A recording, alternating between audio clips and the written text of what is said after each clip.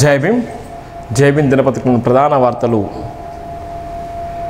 వివిధ దినపత్రికలోని ప్రధాన వార్తల సారాంశం మార్నింగ్ వార్తలు వెళ్ళే ముందు ప్రధానంగా జై భీమ్ దినపత్రికలో దేశ పురోగతి ఎటువైపు వెళ్తుంది, ధర్మము ఎటువైపు వెళ్తుంది, సమాజంలో ఏం జరుగుతుంది, ఇవన్నీ జరగడానికి దేశం అనుసరించేటువంటి విధానం ఏ విధంగా ఉంది, సమాజంలో అత్యధిక జనాభా కలిగినటువంటి SC ST BC OBC minority అని చెప్పుకున్నటువంటి ఈ నేపథ్యంలో దేశంలో ఉన్నటువంటి అధిక సంఖ్యాబలం ఉన్నటువంటి ఈ జనాభాకు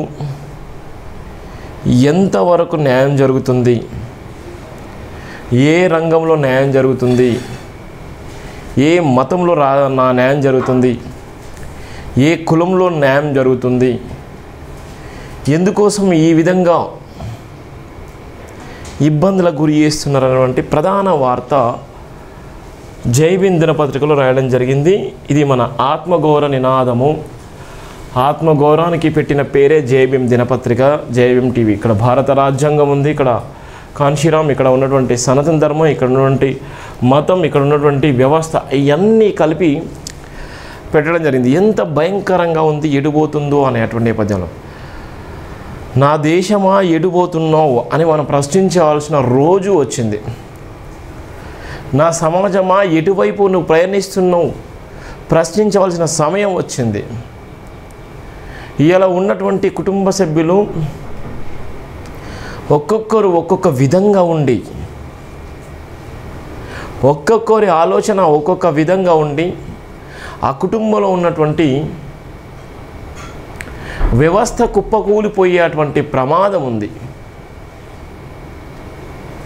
ఇలా దేశంలో ఉన్నటువంటి రాజకీయాలు ఏ విధంగా అయితే విచ్ఛిన్నం చేస్తున్నాయో, ఏ విధంగా అయితే పలచగాబడుతున్నాయో ఆ తరుణంలోనే ఇలా ఉన్నటువంటి ఇక్కడ సింబల్గా ఉన్నటువంటి నేపథ్యంలో వ్యవస్థ ఎడిపోతుందంటే అధోగతి ఏర్పడుతుంది.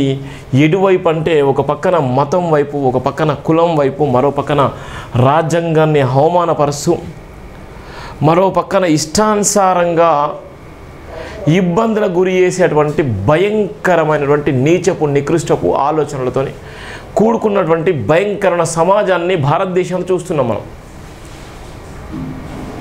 చాలా దారుణం. నేను ఎందుకు ఈ విషయం చెప్తున్నంటే,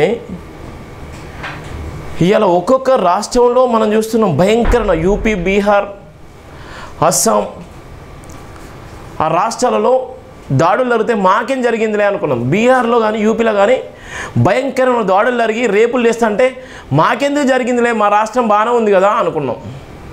ఇవాళ తెలుగు రాష్ట్రాల్లో కూడా మతం పేరుతోని, తెలుగు రాష్ట్రాల్లో కులం పేరుతోని, తెలుగు రాష్ట్రాల్లో భయంకరమైనటువంటి మతంతో, భయంకరమైనటువంటి అనాలోచిత ఆలోచనతోని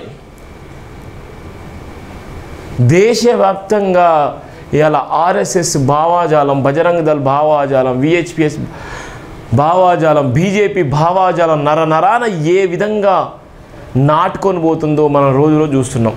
ఎందుకు మనం ఏం చేయలేమా, ఏం మాట్లాడలేమా? వాడు మన బ్రదరే కదా, వాడు మన సోదరుడే కదా,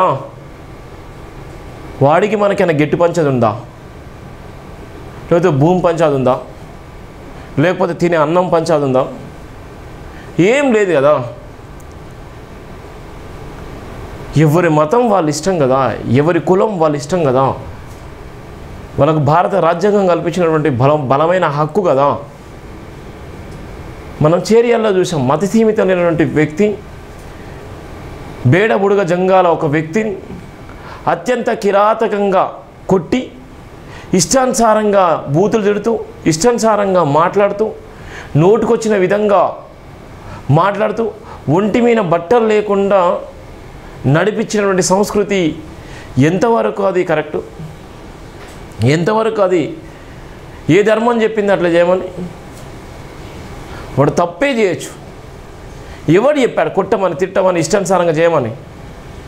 ఇవాళ ఉన్నటువంటి చాలామంది మతం పేరుతో రాజకీయం చేస్తున్నారు, మతం పేరుతో డబ్బులు చెల్లిస్తున్నారు, మతం పేరుతో ఇష్టానుసారంగా నయవంచన గురి చేస్తున్నారు. మీరు చేసే ధర్మం ఎంత భయంకరంగా ఉంది. ఆ పాపం మీ జుట్టుకోదా? దేవుడు మిమ్మల్ని శిక్షించడా? ఇవాళ ఉన్నటువంటి VBS చర్చి పిల్లలు, చిన్న చిన్న పిల్లలు, సండే స్కూల్ పిల్లలు, ఇలా స్కూల్కి వెళ్ళి ఆ సండే స్కూల్ పిల్లలకు మంచి జ్ఞానం అందించాలి, మంచి ఎడ్యుకేషన్ అందించాలి. ఎండాకాలంలో తీవ్రమైన ఇబ్బందులు పడతారు. ఆ నేపథ్యంలోనే పిల్లలకు VBS అనేటువంటిది పెట్టేసి ఆ పిల్లలకు విద్యను అందించేటువంటి క్రమంలో ఇలా చర్చిల వెనుక పోయి దాడులు చేస్తున్నారు. ఏదిరా వీడియోరా?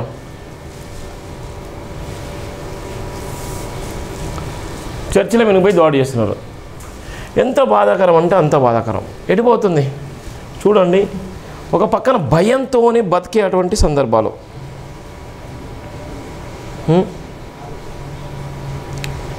ఎంత దారుణంగా ఉందంటే అంత దారుణంగా ఎడిపోతుంది సమాజం. చూడండి, మీకు అది చూపెడుతున్నాను. ఎంత భయంకరంగా ఉందంటే అంత భయంకరం. ఎడిపోతుంది సమాజం. అక్కడెక్కడో యూపీలో జైబీమ్ అన్నందుకు అక్కడనే కొట్టేసేళ్ళు. ఇక్కడ ఈ అబ్బాయిని ఎడిపోతుంది. మనం ఏం చేస్తున్నాం? ఒకప్పుడు బీహార్, యూపీలో జరిగినాయి అంటే మా రాష్ట్రాలు ఏం జరగట్లేదు కదా, అక్కడ జరుగుతాయి కదా అనుకున్నాం. ఈరోజు మన రాష్ట్రాలు కూడా జరుగుతున్నాయి. ప్రాణాలు పోతున్నాయి, కేసులు అవుతున్నాయి, భయంకరమైన పరిస్థితులు రాబోతున్నాయి. ఈ దేనికి నిదర్శనం? బీజేపీ ఆలోచన ఇదేనా? బీజేపీ స్టాండ్ ఇదేనా? రేపొద్దున మతం పేరుతో ఈ రాజకీయం చేసేటువంటి రాజకీయ నాయకులు ఎట్లా ఓట్లేస్తారు? ఎవరు ఓటేస్తారు? ఎందుకు మీరు ఓటేయాలి?